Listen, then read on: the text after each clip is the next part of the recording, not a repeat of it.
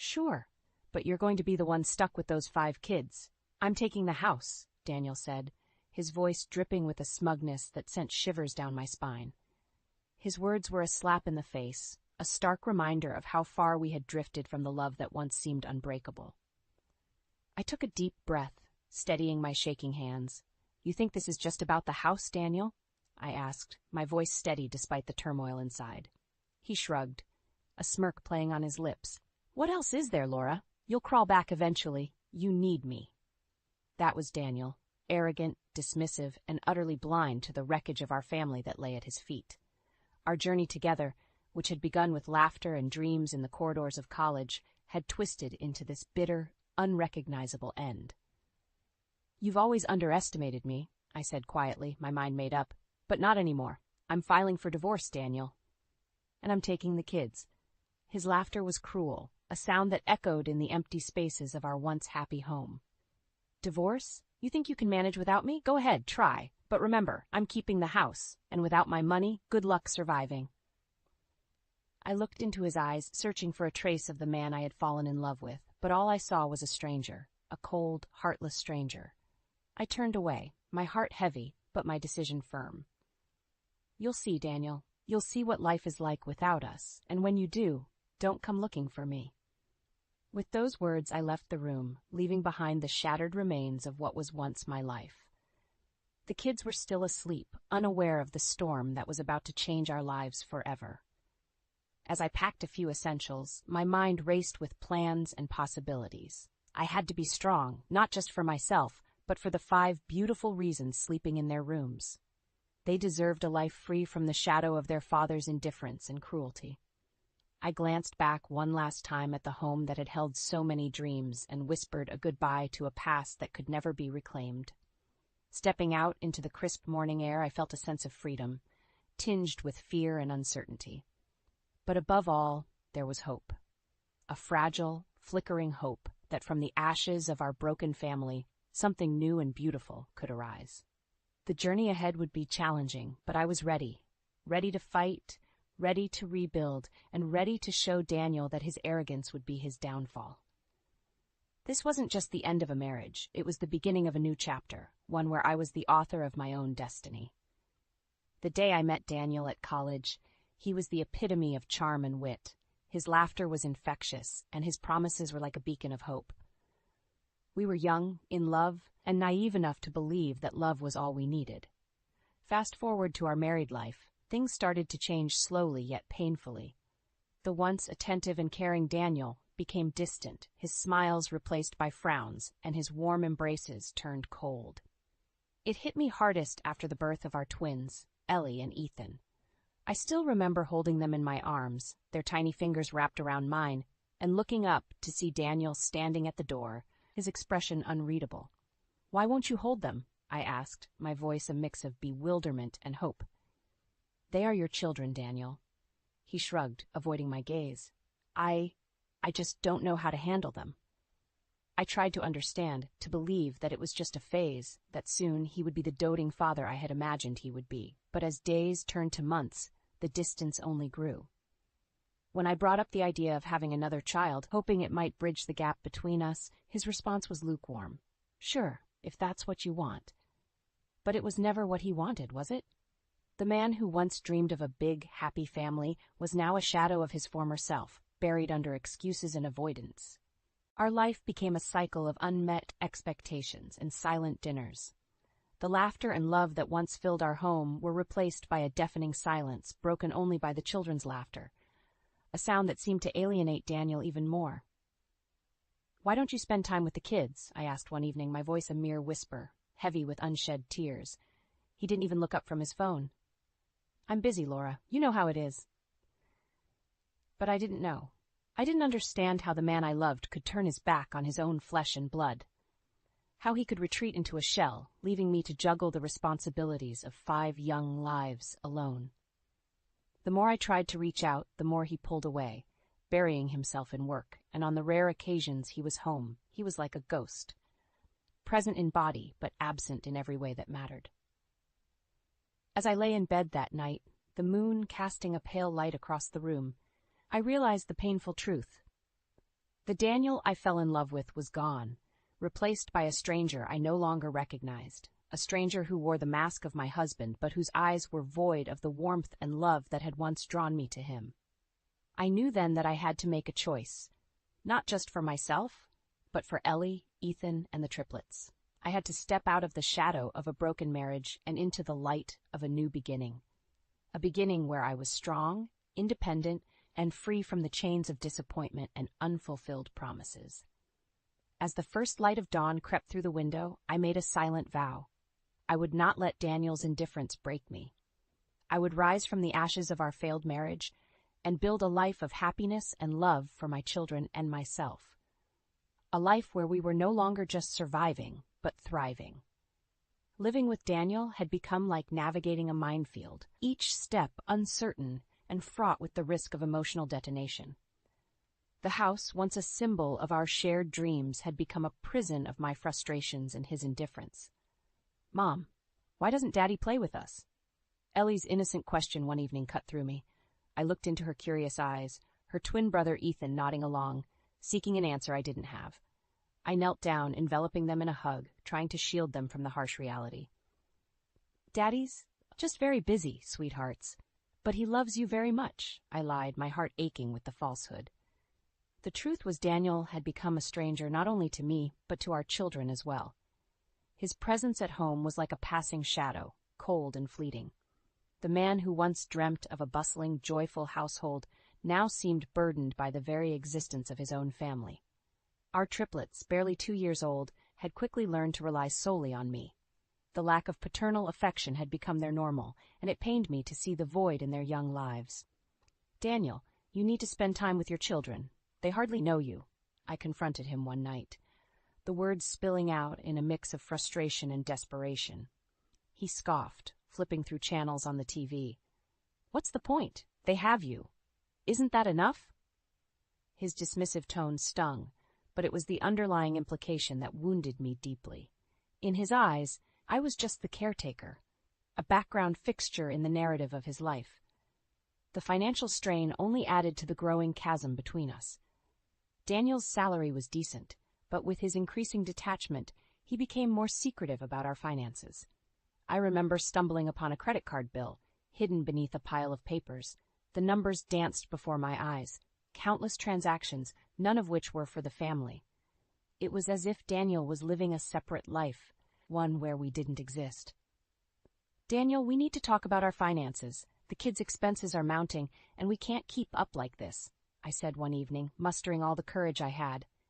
He barely glanced at me, his eyes glued to his phone. "Why? You managing fine, aren't you? Just cut back on whatever you're wasting money on." His words were like a slap in the face. Wasting money? On what? The children's needs? Food? The basic necessities of life? The more I tried to bridge the gap, the more he retreated into his shell, leaving me alone to bear the weight of our crumbling world. The loneliness was crushing, but it was the helplessness that consumed me. The feeling of being trapped in a loveless marriage, fighting a losing battle for the sake of my children. But amidst the despair, a fire was kindling within me, a fire of defiance, a determination to no longer be a silent sufferer in the narrative Daniel had written for us. I was ready to rewrite our story, one where the children and I were not just mere characters in the background, but the protagonists of our own lives. And as I tucked my children into bed that night, whispering stories of love and hope, I knew the time had come. The time to step out of the shadows and into the light. The time to reclaim our lives from the clutches of a man who had forgotten the meaning of family. The day I decided to break free from Daniel's grasp, I felt a mix of fear and liberation. The morning air was crisp, a stark contrast to the stifling atmosphere within our home. As I prepared breakfast, Daniel sauntered into the kitchen, his demeanor as cold as ever. "What's this?" he sneered, looking at the simple meal I had put together.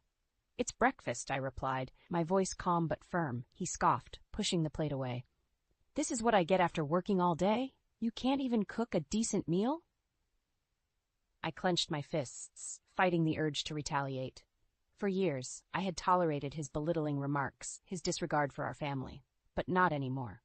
"Daniel, the kids need new clothes, and the school fees are due. We need to discuss our finances, I ventured, hoping for a rational conversation. He rolled his eyes, dismissing my concerns with a wave of his hand. Your job is to take care of the house and the kids. I do my part. Don't expect more. That was the moment I realized nothing would ever change. Daniel would never see us as his priority. His family was just a burden, an inconvenience in his self-centered world. Later that day, as I watched the children play, their laughter a bittersweet sound, I knew I had to take a stand. For them, for me. Daniel, we need to talk. This can't go on, I said when he finally returned home that evening. He looked at me, a sneer forming on his lips. What now, Laura? Tired of your comfortable life? His words ignited something within me. Comfortable? You call this comfortable? Your children barely know you, and you think throwing money at us is enough? He laughed, a sound devoid of warmth. Oh, please, you've had it easy. Don't start playing the victim now. His lack of empathy, his sheer arrogance was staggering. It's not about being a victim, Daniel. It's about our family. But you wouldn't understand that, would you? For a moment, he looked taken aback, as if the idea of anyone challenging him was unthinkable. You think you can manage without me? Go ahead, try, he challenged, his voice laced with contempt. I looked him in the eye, my resolve strengthening. I can, and I will. I'm filing for divorce, Daniel. I refuse to let you drag me and the children down any longer. For the first time, I saw a flicker of uncertainty in his eyes, but it was quickly replaced by his usual arrogance. Divorce? Fine. But remember, I'm keeping the house, and good luck with the kids on your own. As he walked away, a sense of determination washed over me. I wasn't afraid anymore. I was ready to fight for a better future, for a life where my children and I were more than just afterthoughts in someone else's story. I tucked the children into bed that night, their innocent faces a reminder of the battle ahead. But I was ready to break free from the chains of a loveless marriage and start anew, ready to show Daniel that his neglect and cruelty would be his undoing. The day I started the divorce proceedings, I felt a mix of trepidation and resolve. As I sat in the lawyer's office, outlining the years of neglect and emotional abandonment, the weight of my decision sank in. Mrs. Williams, we'll ensure you get what you deserve in this settlement. Your children's well-being is our priority, the lawyer assured me. I nodded, feeling a sense of empowerment. For the first time in years, I was taking control of my life. When I informed Daniel about the divorce, his reaction was predictably dismissive. Divorce? You think you can handle everything on your own? This will be amusing. His words no longer hurt me. Instead, they fueled my determination to build a better future for myself and my children. As the legal battle ensued, Daniel's true colors became even more apparent. He was more concerned about his finances and the house than the emotional trauma he had inflicted on our family. You're trying to rob me of everything, Laura. That house is mine. I worked for it, he shouted during one of our mediated sessions. I looked at him, my resolve unwavering. This isn't about the house, Daniel. It's about our children, their future. But you wouldn't understand that. The legal process was draining, both emotionally and financially. But with each passing day, my resolve strengthened. I was fighting for justice, for recognition of the years I had spent in the shadow of a man who valued his ego more than his family. During the final hearing, Daniel's arrogance was on full display. You think you've won, Laura? You'll come crawling back. You can't survive without me. But he was wrong. I had survived, and I would continue to do so. The court's judgment was in my favor, granting me custody of the children and a fair settlement. As I walked out of the courtroom, a sense of liberation washed over me. I had stood up to the man who had tried to diminish my worth, and I had emerged victorious. That evening, as I sat with my children, their laughter filling our modest but warm home, I knew I had made the right decision.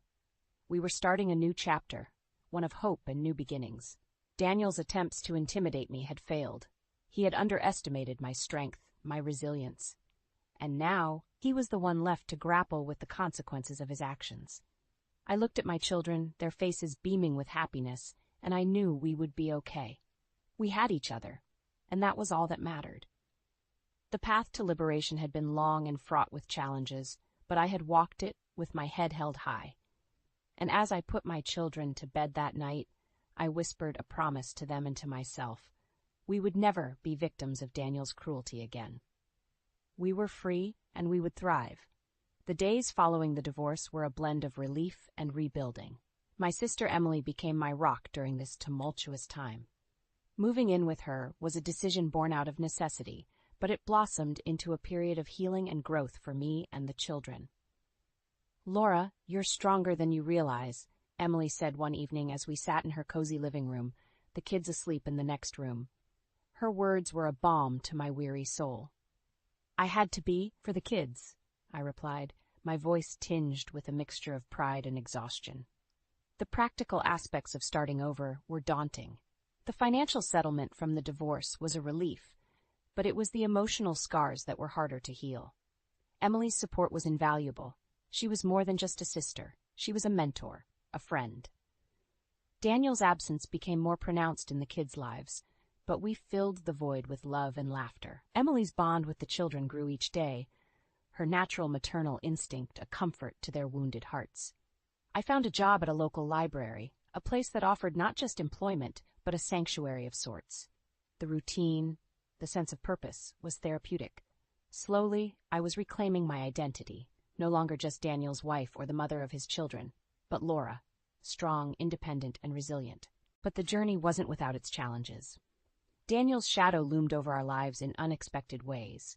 He tried to worm his way back into our lives, his messages oscillating between apologies and accusations. "You'll regret this, Laura. You and the kids need me," he texted one night, his words a stark reminder of the manipulation I had escaped. I didn't respond. Emily's advice echoed in my mind. "Don't let him back in, Laura. You've come too far." Her words were my anchor, keeping me steady in the face of Daniel's persistent attempts to unsettle me. The children adjusted to our new life with remarkable resilience. Their laughter filled Emily's home, turning it into a haven of hope and new beginnings. We had our moments of struggle, of course, but we faced them together as a family. As the weeks turned into months, I realized the divorce had not just been the end of a painful chapter, but the start of a new narrative. A narrative where I was the author, where my children and I were the main characters, charting a course towards a future filled with possibility.